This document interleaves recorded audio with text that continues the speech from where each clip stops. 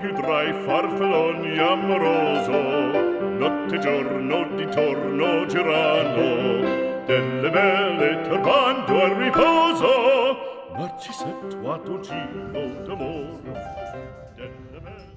Hello everybody, a very warm welcome to everyone who's here tonight. For those who don't know me, my name is Kim Bailey.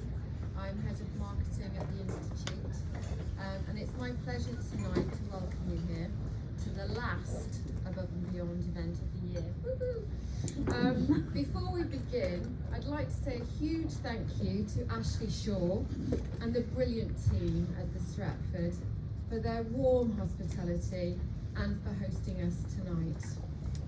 And just to let you know, should there be a fire alarm ringing during the event, it's not planned, so you will be required to leave by your nearest exit, which is not the balcony, by the way, you need to go that way.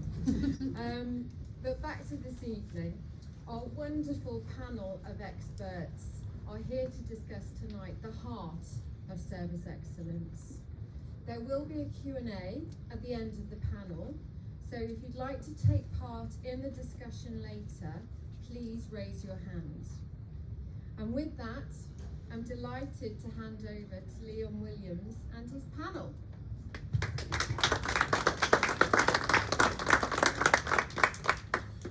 Good evening, everyone, and welcome to our Above and Beyond event here at the Stratford Hotel. This evening is a little different. It's different because it's all about heart.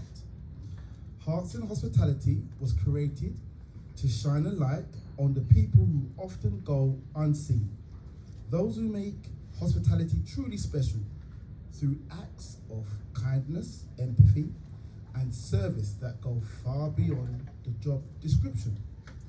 Since launching in 2023, the initiative has recognized outstanding individuals around the world who remind us what service excellence really means: compassion, dedication, and pride.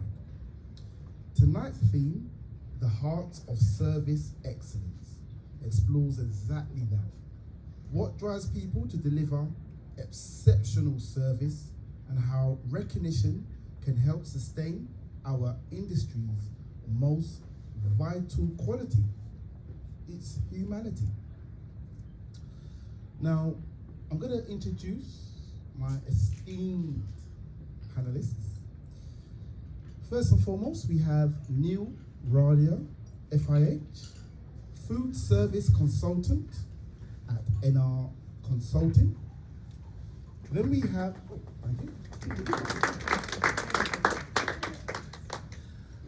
then we have Max Lawrence, FIH, Finance and Administration Director at Hospitality Assured. Then we have Katerina Reza, MIH, at Director of Operations, the Royal Air Force Club. And Peter Weir, MIH, Freelance Hospitality Professional. So I'm gonna open up these questions now, and I'm gonna ask the first question to Neil and Max. Max, you wanna see if the mic is on? Great, okay. Thank you. No problem. So, you were both instrumental in the creation of Hearts in Hospitality. When you first imagined this initiative, what gap were you hoping to fill, and how has it evolved since then? Please, Max, go ahead. Thank you, Leon. Well, Hearts actually came about from one of our Institute of Hospitality strategy days. We wanted to recognise those that go under the radar, the people who quietly make a difference every single day, that really are the heart of the profession, those everyday acts of kindness, empathy and pride that really define genuine hospitality. and dare I say a word that Leon used, humanity. I was very, very fortunate to deliver a Heart in Hospitality Award about 6 weeks ago to a couple who had had a business in East Devon for 44 years. Through 3 venues, they had created magical memories for a host of families to take away and who became regular clients. And I have to say, I was bursting with pride. They'd never won an award, and their humility and was overwhelming. And to me, that signified every single thing that Heart stand for.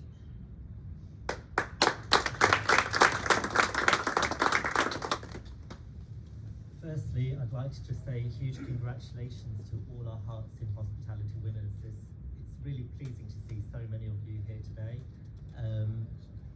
I've been honoured to be a judge for Hearts in Hospitality from the day it started, and today I even met Eleni, who's here, who was actually the first Hearts in Hospitality winner that I had the pleasure of awarding the award to. And do you know what? It was actually one of the best days. Like Eleni's face when she won the award, having a team around her in her workplace was absolutely superb. So can I, before I say anything more, can I just ask everyone to give a big round of applause?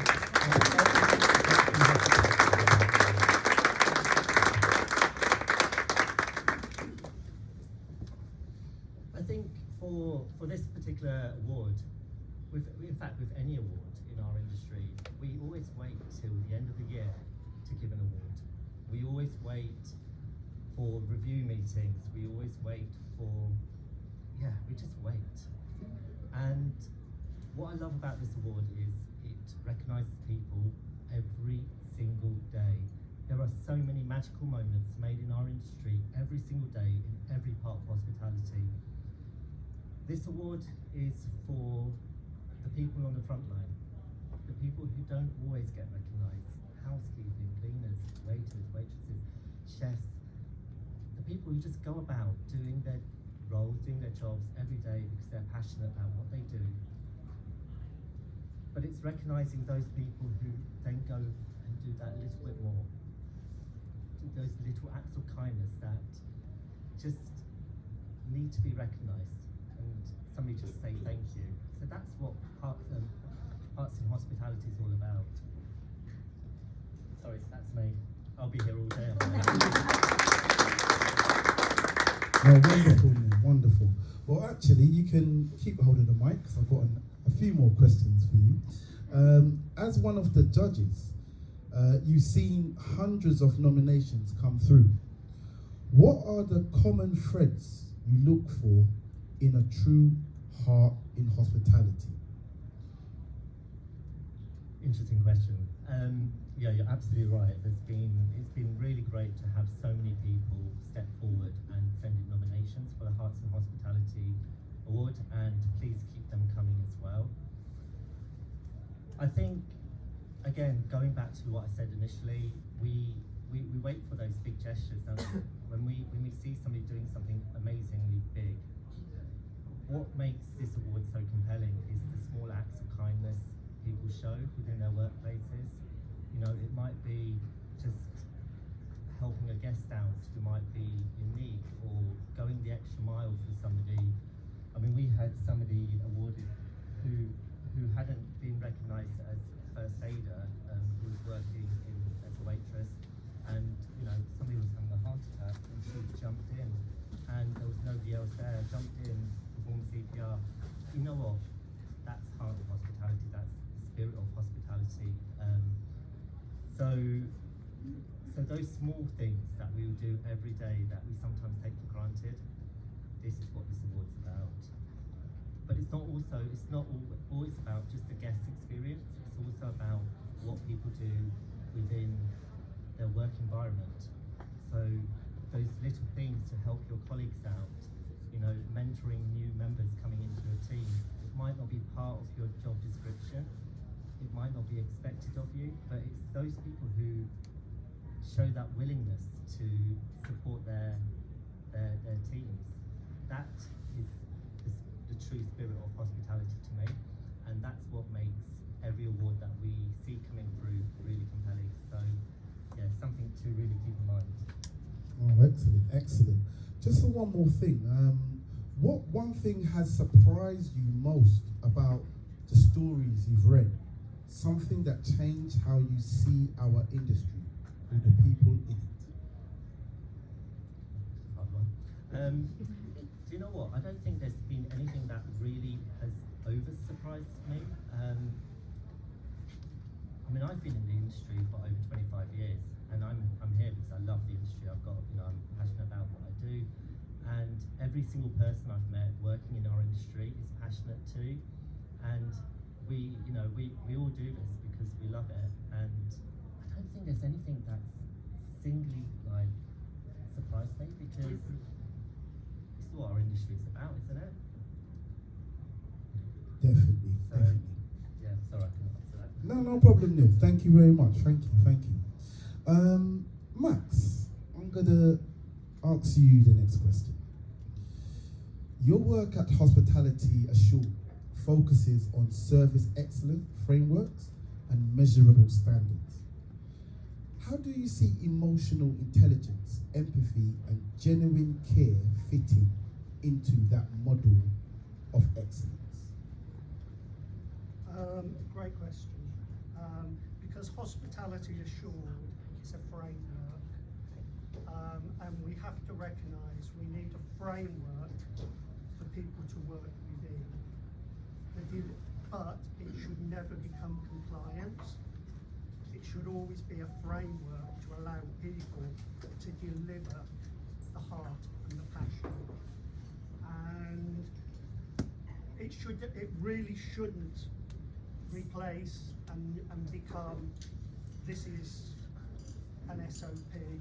SOP should always give people the opportunity to deliver things in the manner in which they choose.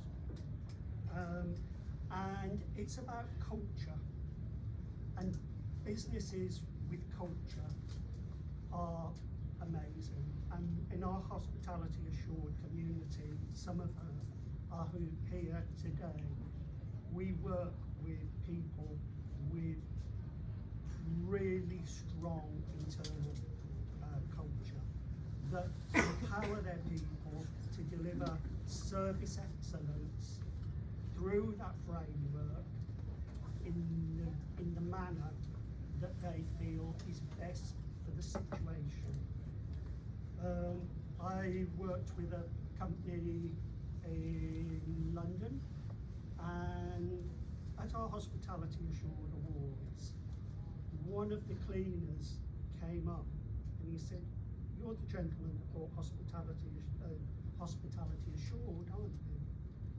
And I said, "Yes." And he said, "Can I just say, you changed the place I work, thank you."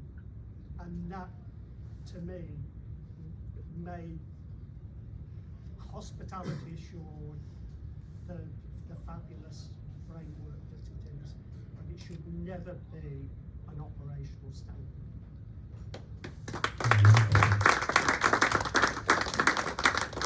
So, Max, I'm going to fire our next one at you. In your view, how can leaders embed recognition and empathy into financial or operational frameworks where success is often measured in numbers? If you deliver the service, the figures will take care of themselves. In hotels, there's a study to say those that have empowered teams deliver 23% more revenue than those that don't.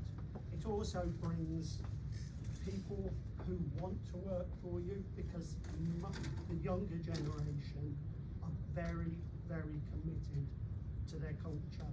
So there are lots of ways of measuring and Cornell University have actually researched, and from a customer feedback point of view, a 1% increase in a Yelp review will deliver 9% more revenue. So get the culture right, get the service right, and let the rest take care of itself. That sounds excellent. Most definitely. Katerina, you personally nominated a Heart in Hospitality winner yourself. Could you share what inspired you to nominate them and what that moment represented for you and your team? Yeah, absolutely. So the person that I nominated was actually from my previous workplace. So that was already when I had personally taken a role here in London, and she was still working in a hotel that I used to be with in Birmingham. And she was somebody who delivered a 7-star service in a 4-star hotel. She was reliable, she was consistent, nothing was ever too much for her. Her kindness, her patience, you need that oftentimes in the hotel there. It was absolutely exceptional.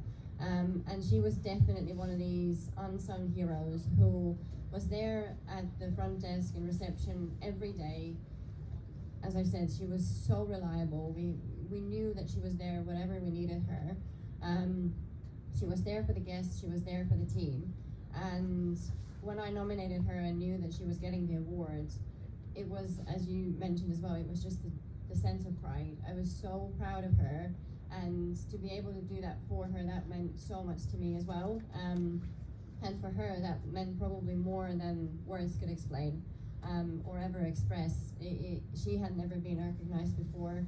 After that, she was actually then got an award at the annual awards, is when we lead into the end of the year, and she was nominated as employee of the year from the company. So I don't know if that award had something to do with it, but I was exceptionally proud of her, and I still till this day am really proud of her.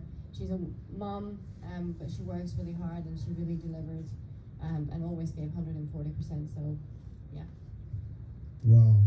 Yeah, it stands out to me. You mentioned kindness, patience, and also that key word, unsung hero.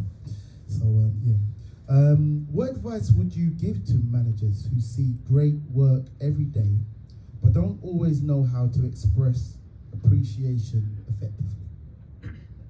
I think, as Neil said before, don't ever wait to appreciate somebody. Keep it very simple and say thank you when somebody has done something great. But make it personal. Tell them what they did great and why did it matter so much.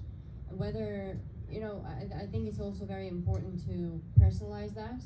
You need to be able to make sure that you're not putting the person in a position where they are uncomfortable. Some people like to be recognized publicly, some people like it more private. And we need to make sure that you're not just saying thank you for everything they're doing as well, otherwise it's just too much. It needs to be the right moment, and they need to know why they're being thanked and why you're grateful of what they did. So it's just, I think it's actually very, very simple, and we definitely don't need to overcomplicate that. There's something, hospitality brings a lot of things in everyday life which are unexpected, and sometimes somebody thinks on a spot and it turns out to be what could have been a catastrophe in the best moment on that day. But us as managers, we need to make sure that we recognize that and people are really told that they did great, and not just leave it. Sometimes we can take it for granted, and sometimes we can take these people for granted, and we absolutely should not.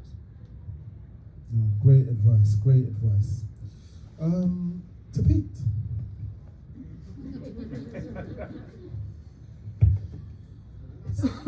So you've been recognised as a Heart in Hospitality winner yourself.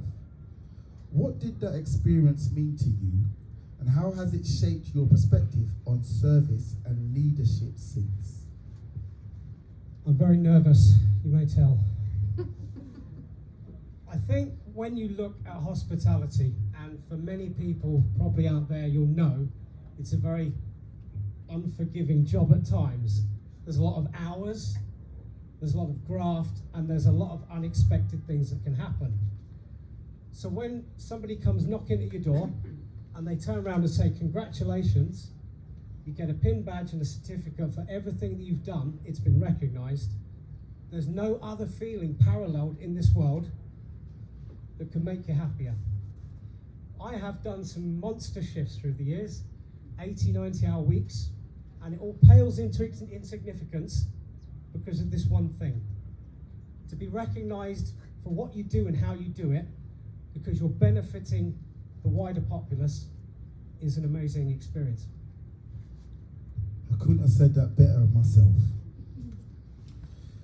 If you could pass one message to the next generation of hospitality professionals, what it truly means to go above and beyond, what would it be? Find a way to really connect with people. So we all know what we're doing in a job, and we can all be taught the basics and the more extravagant things. But what really matters is a connection one-to-one. And you have to adapt to each different person.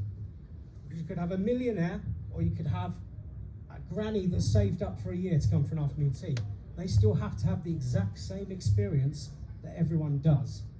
And when you learn about that person, even if it's a 2-minute conversation, they're only ever going to leave happy. You have to learn to exceed the expectation. If they think that's what's going to happen, you find a way to make it happen there. And always anticipate the guest's need. The most vital thing is they never have to ask, you just know. And the more practice you get at getting to know the people, you pull those facts out. You can leave people happy every single time. No, wonderful, wonderful. I'm gonna ask a few questions now, and this is to all of you. I just want you to touch on it and give me your perspective. The first question is, from a professional development point of view, how can organisations actively teach and nurture service excellence? I'll just start. Yeah. I think a lot of what I learned back in, say, 1999, I'm older than I look, is lost. The things I learned when I did catering college out of school, and then I went to a Hilton and different places. We don't teach enough of the ground level stuff. What I'm finding, and this is around the country, is too many places are just going, oh, you're a new starter, welcome, congratulations. There's Steve, go work with him and shadow him. I don't think we're taking enough time, especially in the management, to really get to know them, find the strengths, the weaknesses, and see what they can be helped with the most. I think if we got to know people better, which happens in a lot of places, but it's not happening everywhere, and you need to create a consistency across the board that everyone is going to have the level and say that's what we need to be doing. Just recognise as you go people's strengths and weaknesses. Okay, Max, do you want to add to that? Yes, really. For me, it's vision and values of an organisation. It all comes down to those visions and values. We've all been to places and we've all worked places where actually they're on a wall, they're plastered across the wall. And with Hospitality Assured, we see that sometimes. Oh, our vision is this and our values. But you get down to that guy on the pot posh and you ask about them and they've no idea. And those vision and values have got to be lived, and our leaders have got to live them, because every one of your team members is watching you as a leader. They're watching how you respond. They're watching how you deal. It's a great responsibility, but you're never off duty when you're in that environment. And if you don't live the vision and values, then they won't.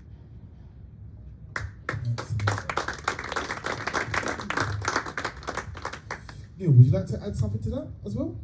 Remind me the question, please. question was, from a professional development point of view, how can organisations actively teach or nurture service excellence?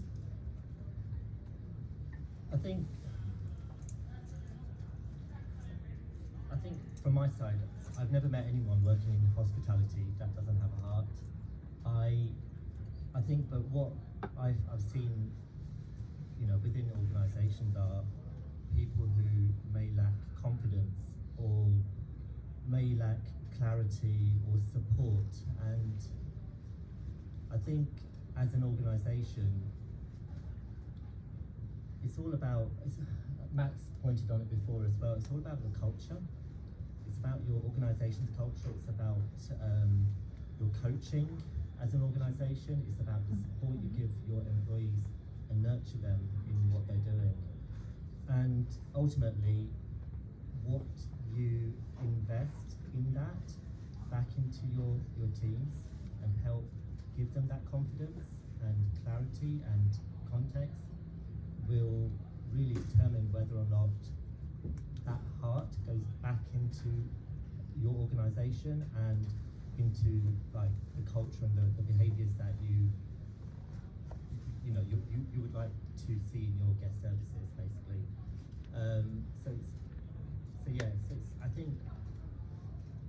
I think it's just giving people that confidence. It's really, really important to remember, and that can only come from the support and coaching that you give us organisations back, and in turn that will reinvest back into your business. Oh, excellent. Katerina, would you like to add something? Yes, definitely. Just very quickly, I think transparency.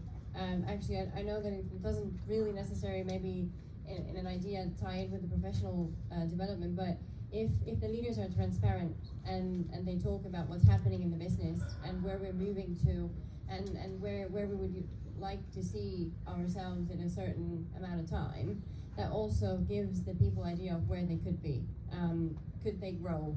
Is there another role for them, or is there another completely different job for them? You know, where they can help and support that story. So it's just communication, I suppose, is a key thing in there to make sure that you communicate that out and just don't mask anything. Just make sure that it's very clear. Oh, wonderful.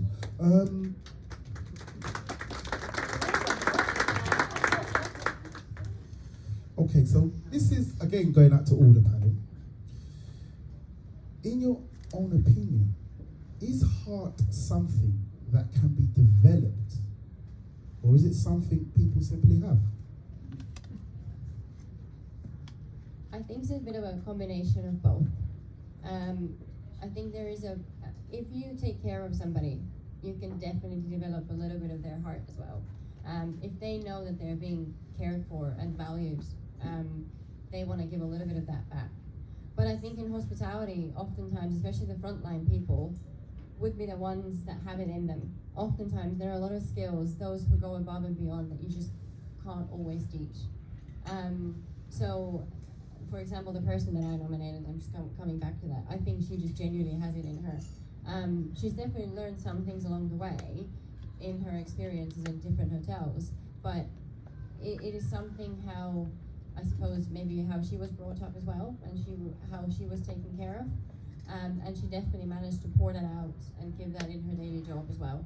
So I solidly think that it's a combination of both. Yeah. Okay. What about you, Neil? What do you think? I mean, just probably answered it before, actually. I think everyone has heart, certainly in our industry, but again, it goes back to that nurturing, that providing confidence, providing coaching, support to bring it out, you know. So yeah, just pretty much what I said before. Okay. Okay, I'm gonna ask you this question, Max. What advice would you give to leaders who want to make recognition part of their everyday rhythm, not just something reserved for awards or annual reviews? Develop culture, and isn't just a leadership culture to recognise, it's peer-to-peer recognition.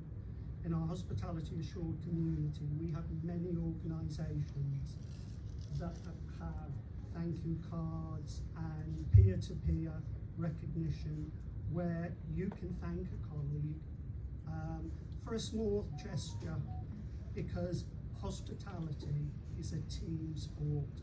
Nobody delivers hospitality in a silo, and you need to make sure that recognition is right the way through the organisation, and you'll be successful.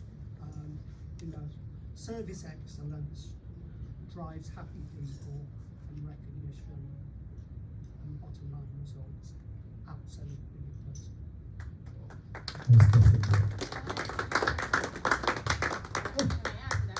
Oh, yes, go ahead. I absolutely agree. I just wanted to share, because at the RAF Club, we have a very simple system, and I think that's where the leaders maybe need to have a little bit of look into that. So you mentioned the thank you cards. We have something called Spin to Win. So it's kind of like a thank you card. You just write up why this person has gone above and beyond, and then if that's approved by the people in culture, then they get to spin the wheel, and then they get to win. It could be a cup of coffee on us, or it could be an extra days of holiday. So it's just a very simple system. Everybody knows that they can do it. It can be from a manager to a team member. It can be a team member to a team member, whether it's in their own team or cross-departmental. But I think it needs to be a very simple solution that everybody understands, and then hopefully people will come forward. No, that sounds great. Pete, would you like to add anything to that? For my next number, thinking back to what I was doing, so I was last at the Kensington Hotel in Kensington. Probably one of the best places I've been. We had a very good team, lovely people. But when I started there, they were all a bit glum, they were all a bit down. So I said, guys, just lighten up, and we need to break down what I call the rigidity of service. What works for the Ritz does not work everywhere else. I know I look like a Victorian, but empathy, sympathy for what they were doing there. Because what I started to do as well was almost like, I knew Saturday was going to be carnage. Every department, we were going for it. So we did chocolate Saturdays. I'd bring in multi-tubs and things like that, and it just breaks up the mood. The smallest gestures have the biggest rewards. And all it is listen to people, offer them a little something for nothing, and it just brightens their day. And that tiny little effort would go a long way to making people stay and be a lot happier. I've still only had one staff member give notice on me. Great. Sounds extremely fun. Chocolate Saturdays and spin the wine. wheel. Did you? Okay. All right. The next question is to Max and Neil. Do you think recognition schemes like Hearts in Hospitality can influence workplace culture in measurable ways? For example, improving retention, morale, or engagement? Absolutely it can. We all like a thank you. And awards and accolades tend to celebrate big occasions or industry leaders. Those small gestures that happen every day, recognise those people, because I'm a great believer in the inverted hierarchy, where leaders are underneath the organisational structures, because they're there to support those frontline team members to be the very, very best they can be. Because they're the people that are delivering to your customers day in and day out. So yes, absolutely, recognition has to be at the heart of it. Excellent. Yeah. Yeah, same as Matt's really, definitely. I think that we're working in an industry which, in hospitality, where our turnaround of staff is quite high. You know, we're struggling to retain staff, we're struggling to recruit, but I think something as simple as saying thank you, recognising people, will help that. It'll make people feel valued. I think, in fact, each and every one of you in this room has worked with an employer in some time in your lifetime where you felt valued. You know, I certainly have, and that feeling of value makes you want to do more, makes you want to take the extra step. You know, it may be, you know, progressing your career, or even if you wanted to stay where you are, it makes you do more. It makes you feel better as well within yourself. It helps boost your morale. It helps in so many different ways. You know, it can help reduce burnout. You know, we talk a lot about mental health and the negative effects of mental health all the time. But something like saying thank you or valuing or, you know, recognizing somebody, hearts, you know, just the hearts in hospitality, or just something little, something simple, can help, you know, make somebody feel wanted, valued, loved, belong. You know, and I think you're absolutely right. It does help. It helps in morale. It helps in value. It helps in job retention. There's just so many positives by saying 2 words, thank you, or well done. And I think we all take it for granted. And you know, we've been kind of in a culture. We're all guilty of it. I know I'm guilty of this. Where, you know, sometimes we always look at the negatives, we always look at complaining. If something's not right, you complain. But how many times do we just sit back and say, actually, that was a good service. I want to recognise somebody and say thank you, or, you know, just slip them I don't know, some T-shirts or whatever it may be. But yeah, that's, yeah. Thank you, thank you. I'm actually so surprised. Time has been flying, but what we're going to do is I'm going to open the floor to everybody.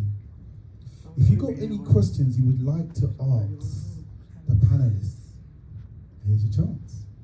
So has anybody got any questions? If you've got any questions, please raise your hand and someone will whiz over to you with a microphone.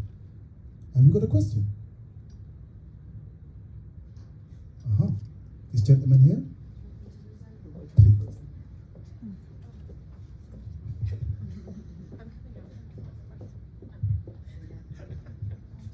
Sorry, hi. I just wanted to know what struggles you may have faced, or if you might have some advice for teaching the younger generation the values that we learned when we were in the industry, of the 90-hour weeks, of the hard work and grind, because as I'm sure you're aware, that's no longer the case of the modern generation. So I just wanted to get your advice on that and how you can influence that in hospitality. You spoke about those. It's not my fault, don't blame me. From, obviously, if I look back 10, 15, 20 years, you're very, very right in that. There's a big shift in the mindset of what we're getting, because now people come out of school, come out of college, I'm going to be a social media influencer. That's kind of the ambition level. And in between, they realise they have to come out and do something to earn a little cash. So it's a case of we've got to try, this is painful for me, I'm very old-fashioned, because I've got to try and understand the new way of thinking. You've got to constantly adapt and overcome. The mindset is different, and the work ethic, I'm not going to be horrible to people under a certain age, because they can work. And I've had people that are just turned 18 doing things, they'll whip around. You've just got to show them, because you have to instill that confidence and enthusiasm within, so they learn from the people around them. So if you look after the older ones, they're going to pass that down, and it's usually quite catching. Enthusiasm is catching. So I always say the best thing to do is know their generation. I'm not talking slang, because even though I get lost with that. But try and just understand them, because they have a different perspective to what someone, like I'm 43 next year. I have a very different perspective from someone that's coming out of college now. So understand, learn a little bit, and make sure the people above them are great role models and they create the enthusiasm within, because their level will always rise to it. And I would say a multi-generational workforce is a really good tool, because people bring life experiences, and not only as employers but as colleagues, we all have to share our expertise and share our life experiences, and take the time to explain to young people the hows and whys. Because I will actually say, through our HA community, we have some outstanding young people. And if we read the media, everything's very dark with young people, and it's not. There are some great young people delivering service, and I think we've got to celebrate that. And we all have a responsibility to do it. Oh, well said, well said. Has anybody else got any more questions? Oh.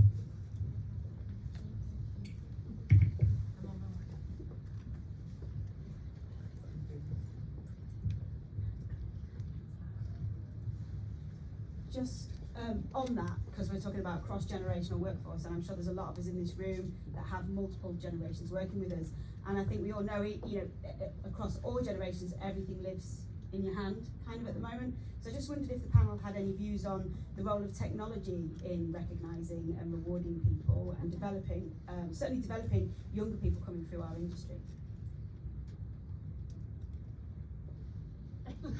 Sorry. Too hard, Georgie. Too hard. The previous workplace that I worked for did have a very good employee platform where people could, basically everybody who was an employee was part of that platform, and you could post your news in there. It was called, if I'm not too wrong, I think it was called Beekeeper. Maybe they've changed the name now, I don't know. But you could post your news. If you had various different hotels, everybody could communicate within the platform. So it's not that you were just in your own hotel, but you were all of the group, and you could do just in your hotel as well. And in there, people could recognize the other team members as well, and they could get certain rewards for it, or points that they can then accumulate and then get something for it. I think that was quite a good way. But oftentimes, obviously, then the recognition happened in the background rather than in the front. I think maybe, obviously, a lot of hotels or hospitality businesses these days are going very sustainable. So electronic platforms would be preferred to a paper one, I suppose. But I think the element still a little bit stays when we're talking about hearts in hospitality, that kind of, if a person is comfortable being recognized in front of others, that's still an important, so the technology needs to kind of tie in within that, but it still needs to maintain that element that the person feels valued, or that they're not just being sent an email to say thank you very much for all you've done. I think, especially with the email world that we all live in, that would just get lost, and that wouldn't even feel anything significant. So if the organizations can utilize technology to put people forward, but then to do the thank you in person, I think that would be a really good combination.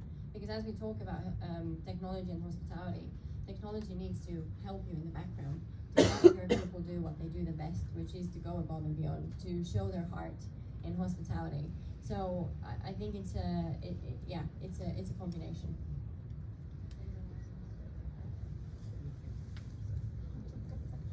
Technology isn't going anywhere, AI isn't going anywhere, so we need to use it as a support mechanism, but we've got to allow and have rules in place to make sure it doesn't take over.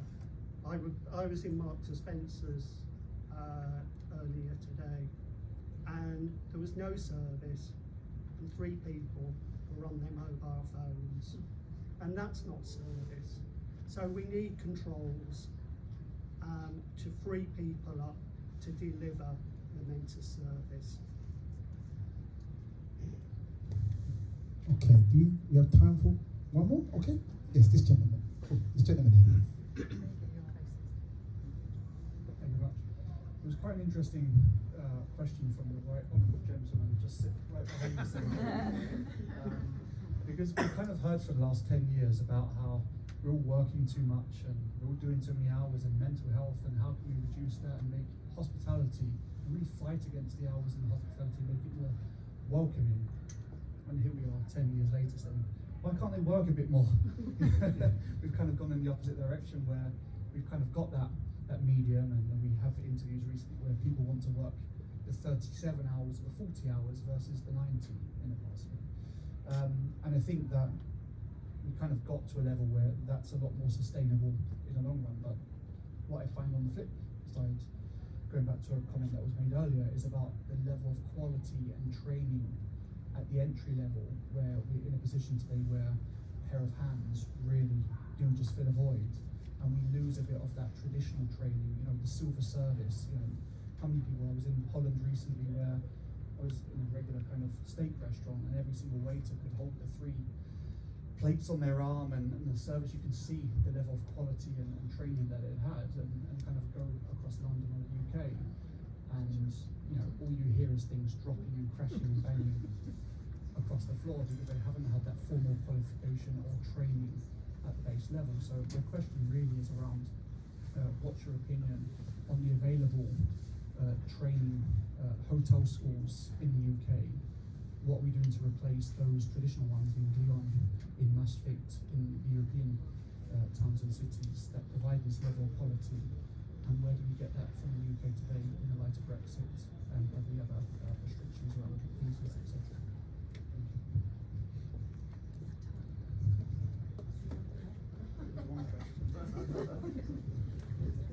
Interesting questions today.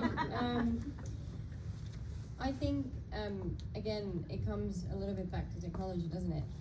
Because a lot of universities and colleges have now moved in doing the learning in technology as well. And oftentimes you don't even have to go in sometimes, and the students are just lying in their bed in their pajamas and getting a degree. Sorry, not judging. But I think if an organization and a hospitality venue is upholding their high standards, they need to remember that they need to do the in-person training themselves. I think, as said earlier, something that works in Ritz doesn't work in perhaps your own venue. So but it's definitely important, and I think it does get missed at this day and age. And oftentimes you're talking about headcount in any property, and everybody says that they're understaffed, that there's not enough, and the managers need to step in and be receptionists and waitresses and waiters and so on. But it's if you do want to keep people, and if you want to deliver that high level of service, you need to take the amount of time in the beginning to make sure that you spend the face-to-face time with them. Because how else would they know about your organization? You could do the learning online, you could do your manual handling, but you can't really explain your values and your mission just behind the screen.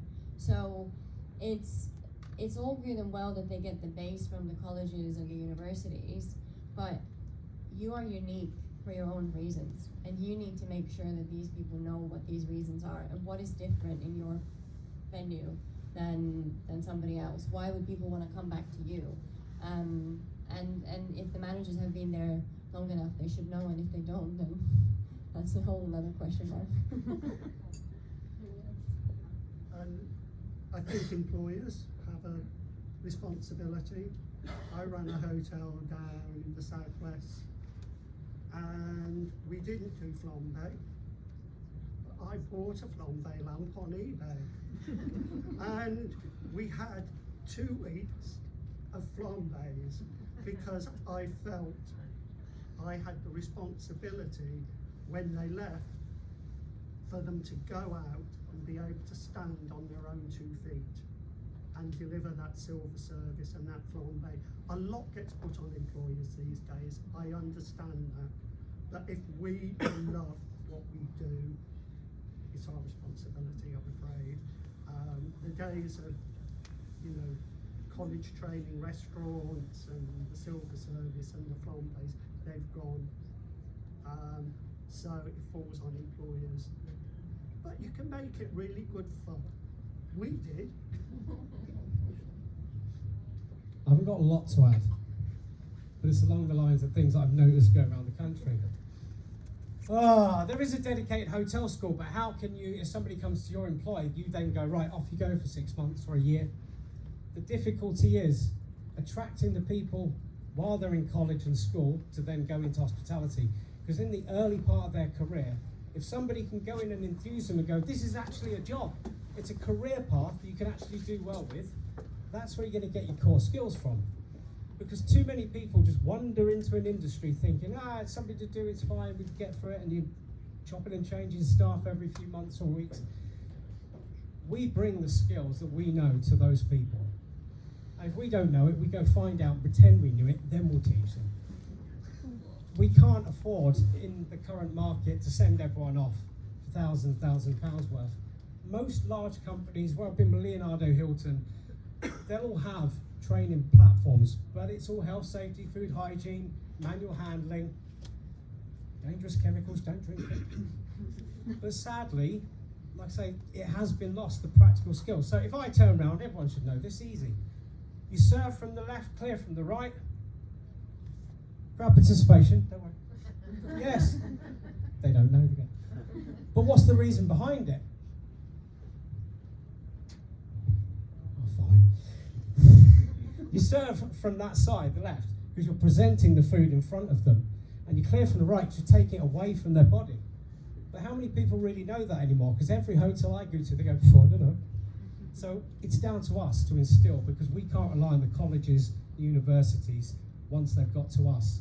So if this is their first time, we are stuck with that. And I think it's a good thing, because to pass on knowledge and boost someone's skills is not only beneficial to them, but it's very rewarding for the individual doing it as well. Wonderful. I know we've, apologies, I know we've overrun by quite a bit, but I think it was important to answer those questions, because it's such lovely engagement from everybody, and it shows an appetite for this subject matter. I think that I'm giving my CEO I think this might need to be a Hearts in Hospitality event, part 2. Well, anyway, thank you for all sharing your insights and experiences this evening. What we've heard reinforces a powerful truth, which while technology, training and strategy all play their part, it's heart that defines hospitality. Hearts in Hospitality reminds us that recognition isn't just about awards, it's about gratitude, inspiration and connection. And as we continue to celebrate excellence, we also continue to learn from one another. Have you demonstrated, Pete? Thank you to all our panelists, to everyone who has nominated a Heart in Hospitality, and most importantly, to all of you here tonight who embody what it means to go above and beyond. Thank you. Quite sure how to follow that now. Stole my thunder. Just to say really thank you, Leon, and to the amazing panel for that discussion, and thank you to you for all of your amazing questions. I'm so glad they had to answer them. There were some tough ones in there. Just to remind you all that if there is someone in your life or someone that you come across who you feel is an unsung hero, then we have little cards just at the back around the bar area. Please pick them up, or pick one of them up. There is a QR code on there so that you can make an application and nominate somebody for a Hearts in Hospitality. They also get 1 year's IOH membership alongside a lovely certificate and a wonderful badge. so it's well worth having. I just want to say another thank you to Ashley Shaw and his amazing team again tonight for hosting us. It's been lovely. And I also want to confirm some exciting news. You're the first to know, so I need a bit of a I can confirm that the next Above and Beyond event will take place at the House of Commons.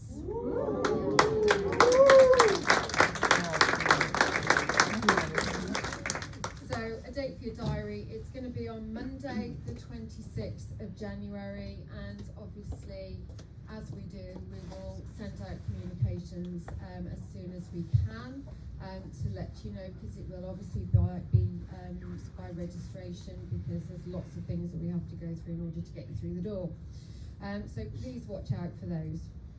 But before we conclude tonight, I'd like to ask Ashley to join us at the front, please. Come on up, Ashley. Ashley, we've all heard this evening in this wonderful venue about arts and hospitality, and you have been nominated as a recipient. And first of all, can we congratulate you?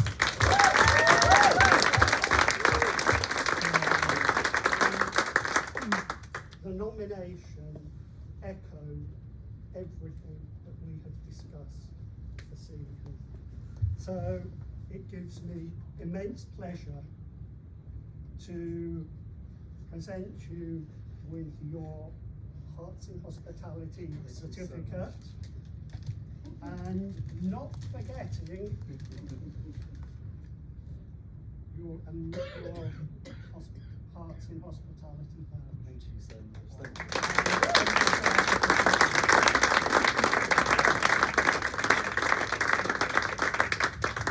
And this was agreed with our International Arts and Hospitality Committee, so Thank you. I'm overwhelmed. Thank you so much. it's so deserved. Thank you.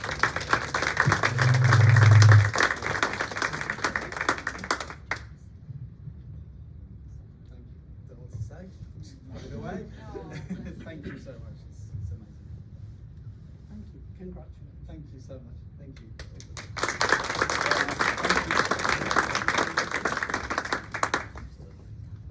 Congratulations, Ashley, well deserved. And there was an IOH certificate in there as well to give him membership for a year, just to